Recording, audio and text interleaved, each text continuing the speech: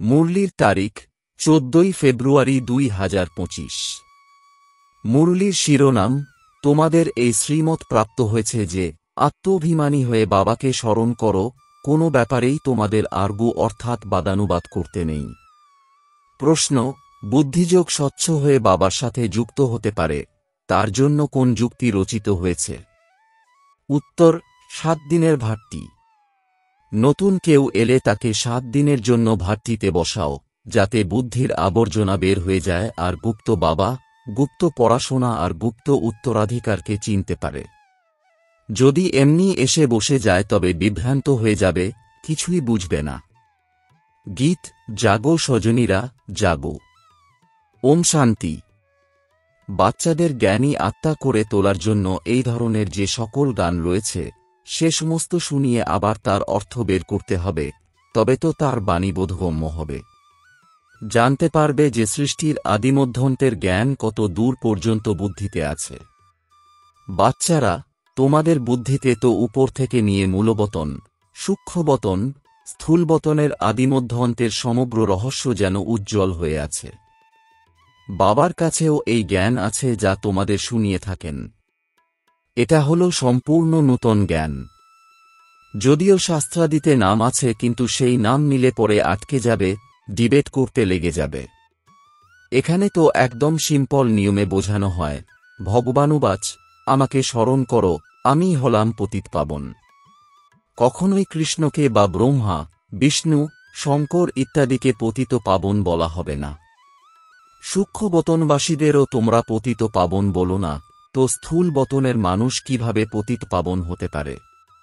এই জ্ঞানও তোমাদেরই বুদ্ধিতে আছে। শাস্ত্রের বিষয়ে বেশি রকম আর্গু অর্থাৎ তর্ক করা ভালো নয়। অনেক বাদবিবাদ হয়ে যায়, একে অপরের প্রতি লাঠিও উদ্যত করে। তোমাদের তো অনেক সহজ করে বোঝানো হয়। শাস্ত্রের কথায় টু মাচ অর্থাৎ অতিরিক্ত যেতে নেই। মূল ব্যাপার হলই আত্মাভিমানী হওয়ার। নিজেকে আত্মা মনে করতে হবে আর বাবাকে স্মরণ করতে হবে। এ হল মুখ্য শ্রীমত। বাকি সব ডিটেল অর্থাৎ বিস্তারিত। বীজ কত ছোট, বাকি বৃক্ষের বিস্তার হয়। যেমনভাবে বীজের মধ্যে সমগ্র জ্ঞান অন্তর্নিহিত হয়ে আছে, সেই রকম এই সমগ্র জ্ঞানও বীজের মধ্যে অন্তর্নিহিত হয়ে আছে। তোমাদের বুদ্ধিতে বীজ আর বৃক্ষ এসে গেছে। তোমরা যেমনভাবে জানো আর কেউ বুঝতে পারে না। বৃক্ষের আজুই লম্বা লিখে দিয়েছে। বাবা বসে বীজ আর বৃক্ষ বা ড্রামা চক্রের রহস্য বোঝান। তোমরা হলে সদর্শন চক্রধারী। নতুন কেউ এলে যদি বাবা মহিমা করেন যে সদর্শন চক্রধারী বাচ্চারা, তো কেউ বুঝতে পারবে না। তারা তো নিজেদের পরমাত্মার বাচ্চা বলেই মনে করে না। এই বাবাও হলেন গুপ্ত, নলেজও গুপ্ত, উত্তরাধিকারও হল গুপ্ত। নূতন যে কেউই শুনে বিভ্রান্ত হয়ে পড়বে, সেই জন্য ৭ দিনের ভাট্টিতে বসানো হয়। এই যে ৭ দিনের ভগবত বা রামায়ণ ইত্যাদি পাঠ রাখে, বাস্তবে এটা এই সময় ৭ দিনের জন্য ভাট্টিতে রাখা হলে তবেই বুদ্ধিতে যে সমস্ত কিছু আবর্জনা আছে সেটা বের হয়ে বাবার সাথে বুদ্ধি যোগযুক্ত হবে। এখানে সব হল রোগী। সত্যযুগে এই রোগ থাকে না। এটা হল অর্ধকল্পের রোগ, ৫ বিকারের রোগ খুব ভারী। সেখানে তো দেহী অভিমানী থাকে, জানে যে আমি আত্মা এক শরীর ছেড়ে দ্বিতীয় শরীর ধারণ করি। প্রথমেই সাক্ষাৎকার হয়ে যায়। অকালে কখনো মৃত্যু হয় না। তোমাদের মৃত্যুর উপরে বিজয় প্রাপ্ত করানো হয়। কালেরও কাল মহাকাল বলা হয়। মহাকালেরও মন্দির হয়। শিখদের আবার অকাল তক্ত হয়। বাস্তবে এই অকাল তক্ত হল ভ্রুকুটি, যেখানে আত্মা বিরাজমান হয়। সব আত্মারা এই অকাল তক্তে অর্থাৎ ভ্রুকুটি সিংহাসনে বসে আছে, বাবা বসে এটা বোঝান। বাবার তো নিজের তক্ত বা ভ্রুকুটি সিংহাসন হয় না। তিনি এসে এনার মানে ব্রহ্মার এই ভ্রুকুটি সিংহাসন গ্রহণ করেন। এই আসনে বসে বাবা বাচ্চারা তোমাদের অমর সিংহাসনে বসার সুযোগ্য করে তোলেন। তোমরা জানো সেই মহাসন কিভাবে হয়, যাতে লক্ষ্মীনারায়ণ বিরাজমান হবে। ময়ূর সিংহাসনের খ্যাতি রয়েছে, তাই না? বিচার করতে হবে তাকে কেন ভোলানাথ ভগবান বলা হয়। ভোলানাথ ভগবান বললে বুদ্ধি উপর দিকে চলে যায়। সাধুসন্ত ইত্যাদি আঙুল দিয়ে ইশারাও সেরকমই করে তাকে স্মরণ করো। যথার্থভাবে তো কেউ জানতে পারে না। এখন পতিত পাবন বাবা সম্মুখে এসে বলেন, আমাকে স্মরণ করলে তোমাদের বিকর্ম বিনাশ হয়ে যাবে। গ্যারান্টি আছে? গীতাতেও লেখা আছে, কিন্তু তোমরা গীতার একটি উদাহরণ বের করলে তারা 10টা বের করবে, সেই জন্য দরকার নেই। যারা শাস্ত্র ইত্যাদি পড়েছে তারা বুঝবে আমরা লড়তে পারি। বাচ্চারা, তোমরা যা এই শাস্ত্র ইত্যাদি জানোই না, তোমাদের ওই সবের নামও কখনো নেওয়ার প্রয়োজন নেই। শুধু বলো ভগবান বলেন আমাকে, অর্থাৎ নিজের পিতাকে স্মরণ করো, ওনাকেই পতিত পাবন বলা হয়। গানও গায়, পতিত পাবন সীতারাম। সন্ন্যাসীরাও যেখানে সেখানে সুর তুলতে থাকে। এরকম যে অনেক মতমতান্তর আছে। এই গান কত সুন্দর, ড্রামা প্ল্যান অনুসারে কল্প এরকম গীত তৈরি হতে থাকে, যেন মনে হয় বাচ্চারা তোমাদের জন্যই তৈরি হয়েছে। এইরকম ধরনের ভালো ভালো গান আছে, যেমন নয়নহীনকে পথ দেখাও প্রভু।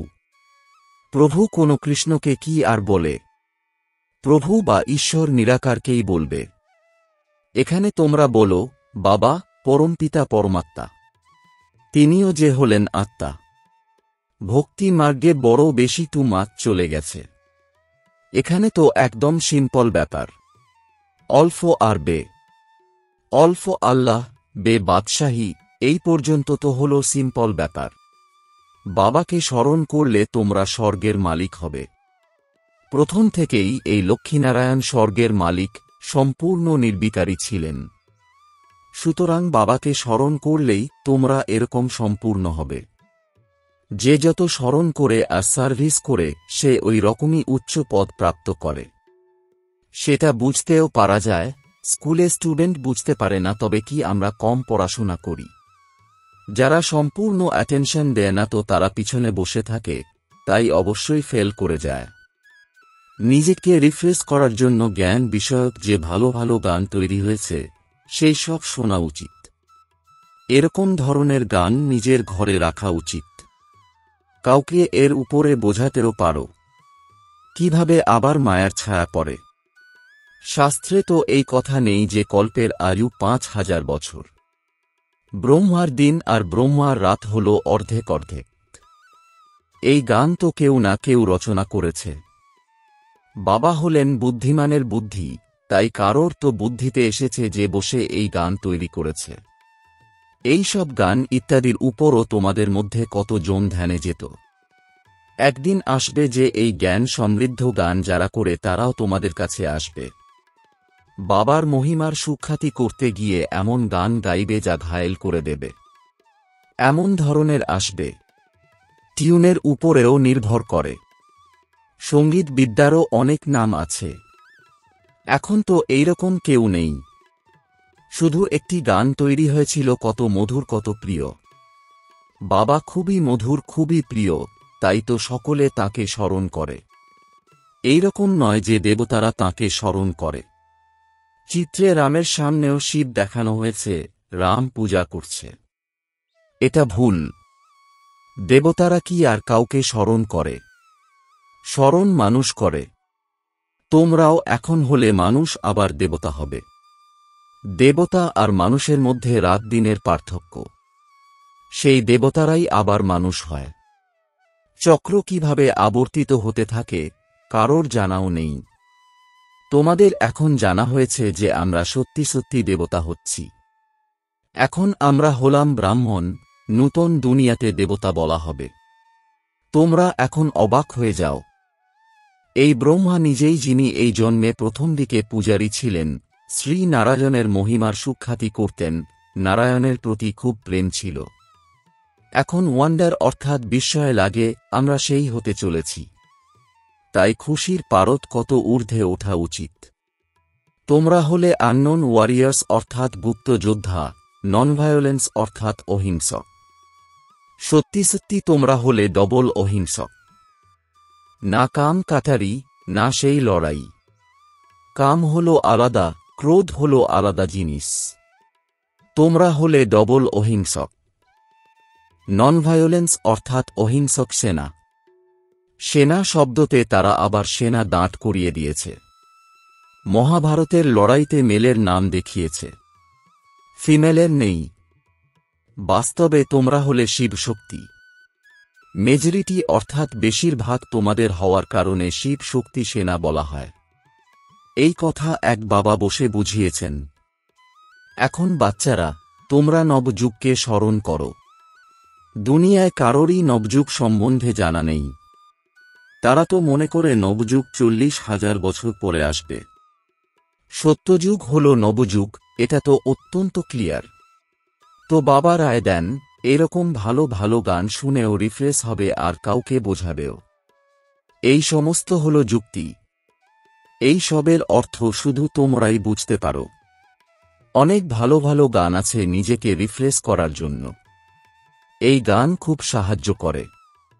অর্থ করতে চাইলে তো মুখও খুলে যাবে, খুশিও হবে। এছাড়া যারা বেশি ধারণা করতে পারবে না তাদের জন্য বাবা বলেন, ঘরে বসে বাবাকে স্মরণ করো। গার্হস্থ্য জীবনে থেকে শুধু এই মন্ত্র স্মরণে রাখো, বাবাকে স্মরণ করো আর পবিত্র হও। পূর্বে পুরুষরা তাদের স্ত্রীদেরকে বলতো ভগবানকে তো ঘরেও স্মরণ করতে পারো, আবার মন্দির ইত্যাদিতে দিশেহারা হয়ে ঘুরে বেড়ানোর দরকার কি? আমি তোমাকে ঘরে মূর্তি দিয়ে দিচ্ছি, এখানে বসে স্মরণ করো, ধাক্কা খেতে কেন যাবে? এইরকম অনেক পুরুষ স্ত্রীদের যেতে দিত না। জিনিস তো একই হল, পূজা করতে হবে আর স্মরণ করতে হবে। যখন একবার দেখে নিয়েছে তো এইরকমও স্মরণ করতে পারো। কৃষ্ণের চিত্র তো হল কমন, মজুর মুকুটধারী। বাচ্চারা, তোমরা সাক্ষাৎকার করেছ, ওখানে কিভাবে জন্ম হয় সেটাও সাক্ষাৎকার করেছ, কিন্তু তোমরা কি তার ফটো বের করতে পারো? কেউ অ্যাকুরেট বের করতে পারে না। দিব্য দৃষ্টির দ্বারা শুধু দেখতেই পারে, তৈরি করতে পারে না। হ্যাঁ, দেখে বর্ণনা করতে পারে, তাছাড়া সেই চিত্র আঁকতেও পারবে না। যত ভালো পেইন্টারই হোক না কেন, সাক্ষাৎকার করলেও অ্যাকুরেট ফিচার্স বের করতে পারে না। তাই বাবা বুঝিয়েছেন, কারোর সাথে অতিরিক্ত আর্গু করতে নেই। বলো, তোমাদের কাজ পবিত্র হওয়া। আর শান্তি চাইলে বাবাকে স্মরণ করো আর পবিত্র হও। পবিত্র আত্মা এখানে থাকতে পারে না, তারা ফিরে যাবে।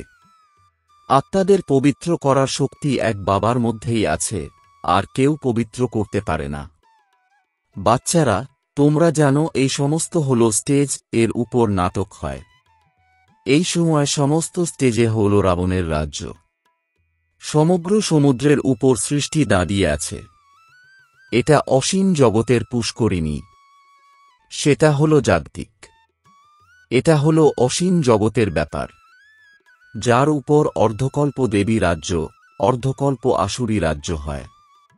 এই ভূমি তো হল পৃথক পৃথক, কিন্তু এটা হল সমস্ত অসীম জগতের ব্যাপার। তোমরা জানো যে আমরা গঙ্গা যমুনা নদীর মিষ্টি জলের তটে থাকব। সমুদ্র ইত্যাদিতে যাওয়ার দরকার থাকে না। এই যে দ্বারকা, সেটার অস্তিত্ব কোনো সমুদ্রের মাঝে নয়। দ্বারকা হল অন্য জিনিস। তোমরা অর্থাৎ বাচ্চারা সব সাক্ষাৎকার করেছ। শুরুতে এই সন্দেশী আর গুলজার খুবই সাক্ষাৎকার করত। এনারা অনেক বড় পার্ট প্লে করেছেন, কারণ ভাট্টিতে বাচ্চাদের চিত্ত বিনোদন করতে হতো। আর সাক্ষাৎকারের ফলে খুব ভালোভাবে চিত্ত বিনোদনও হয়ে যেত। বাবা বলেন আবার শেষের দিকে এই চিত্ত বিনোদন অনেক হবে। সেই পার্ট আবার অন্য রকম। গান আছে না যে, আমি যা দেখেছি সেটা তুমি দেখোনি। তোমরা তাড়াতাড়ি সাক্ষাৎকার করতে থাকবে। যেমন পরীক্ষার দিন কাছে এলে বুঝতে পারা যায় যে আমি কত মার্কসে পাশ করব। তোমাদেরও এটা হলো পড়াশোনা। এখন তোমরা নলেজফুল হয়ে বসে আছো। সকলে তো ফুল হয় না। স্কুলে প্রায়ই নম্বর অনুযায়ী হয়। এটাও হলো নলেজ, মূলবতন, সূক্ষ্মবতন। তোমাদের 3 লোকের জ্ঞান আছে। এই সৃষ্টির চক্রকে তোমরা জানো, এটা আবর্তিত হতে থাকে। বাবা বলেন তোমাদের যে নলেজ দিয়েছি, এটা আর কেউ বুঝতে পারে না। তোমাদের উপর হল অসীম জগতের দশা। কারোর উপর বৃহস্পতির দশা, কারোর উপর রাহুর দশা হলে তবে গিয়ে চণ্ডাল ইত্যাদি হবে। এটা হল অসীম জগতের দশা, ওটা হল পার্থিব জগতের দশা। অসীম জগতের পিতা অসীম জগতের কথা শোনান, অসীম জগতের উত্তরাধিকার প্রদান করেন। বাচ্চারা, তোমাদের কত খুশি হওয়া উচিত। তোমরা অনেকবার বাদশাহী নিয়েছ আর হারিয়েছ, এটা তো একদম নিশ্চিত ব্যাপার। নাথিং নিউ, তাই তো তোমরা সর্বদা প্রফুল্ল থাকতে পারো। নয়তো মায়া শ্বাসরোধ করে দেয়। তোমরা সবাই হলে প্রিয়তমা অর্থাৎ আশিক, এক প্রিয়তমের অর্থাৎ মাসুকের। সকল প্রিয়তমারা সেই এক প্রিয়তমকেই স্মরণ করে। তিনি এসে সকলকে সুখ প্রদান করেন। অর্ধকল্প তাকে স্মরণ করেছ, এখন তাকে পাওয়া গেছে, তাই কত খুশি হওয়া উচিত।